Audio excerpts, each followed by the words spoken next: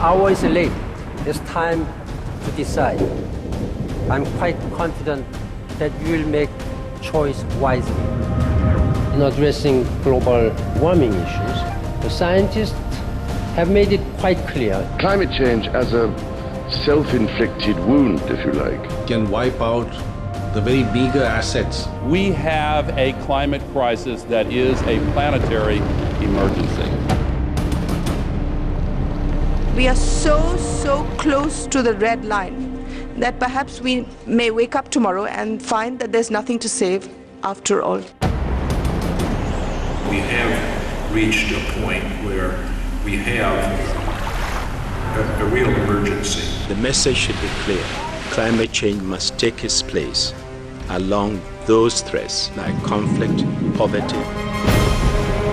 Climate change is responsible for conflicts that can only deepen in the future if we don't act as soon as possible. It's the only thing that I believe has the power to fundamentally end the march of civilization as we know it. You will have a catastrophe added to another catastrophe. Climate change means catastrophically violent weather. Like wildfires and devastation.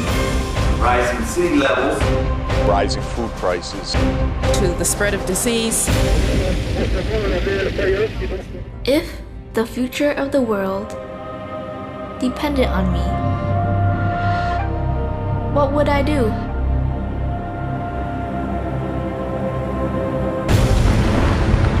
the North Polar ice cap is melting so fast. But what seems to me to be important is that some of the effects we are witnessing now are happening twice as fast as scientists were predicting just 5 years ago. A report issued earlier this year by the UN Intergovernmental Panel on Climate Change concluded both that global temperatures are rising, that this is caused largely by human activities. And if you look at the fourth assessment report of the IPCC, we've assessed several stabilization scenarios. In 2010, there could already be as many as 50 million environmentally displaced persons due to climate change, desertification, and deforestation. Experts tell us that the situation underlying the crisis is not a temporary one. And it's getting more and more difficult every day.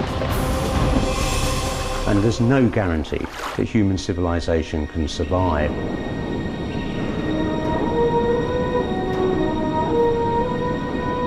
The doomsday clock of climate change is ticking ever faster towards midnight.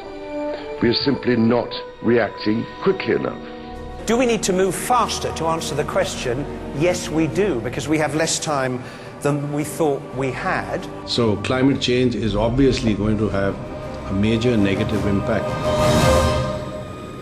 The scale and the pace of environmental change at the beginning of the 21st century are a serious wake-up call to us as human beings on this planet. We know without a doubt that global warming is a reality, and the question today is not is it happening and not is it bad, but what are we going to do about it? We are all part of the problem of global warming.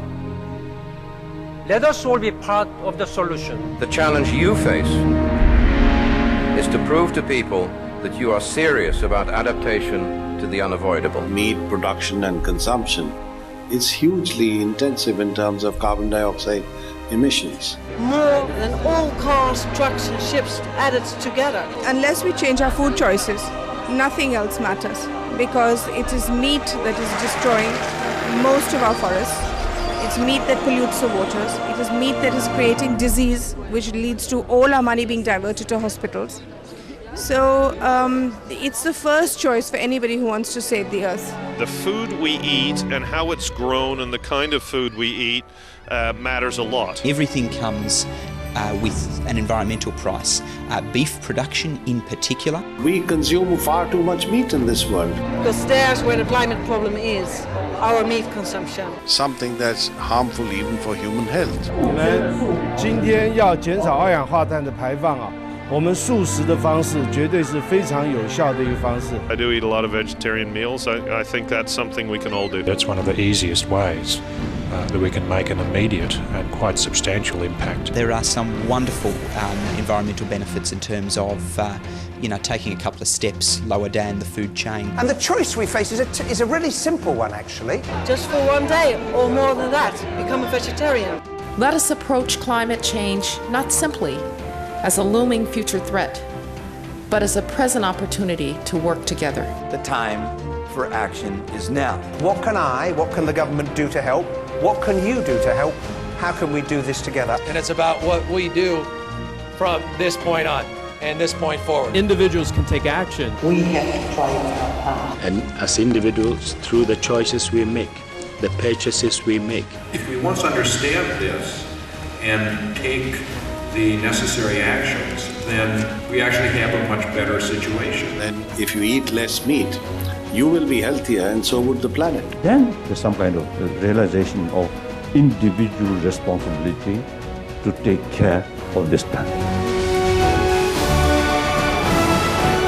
Our generation has inherited an incredibly beautiful world, and it's really in our hands whether our children inherit the same world. That is our duty, so that our children can have a decent quality of life on this planet. We cannot be anything less than courageous and revolutionary in our approach to tackling climate change. It's a win-win situation if you eat less meat. Living in harmony with the natural world is the only way for the future. 9 billion people, one planet, one chance to get it right. Go veg, be green, and save our planet.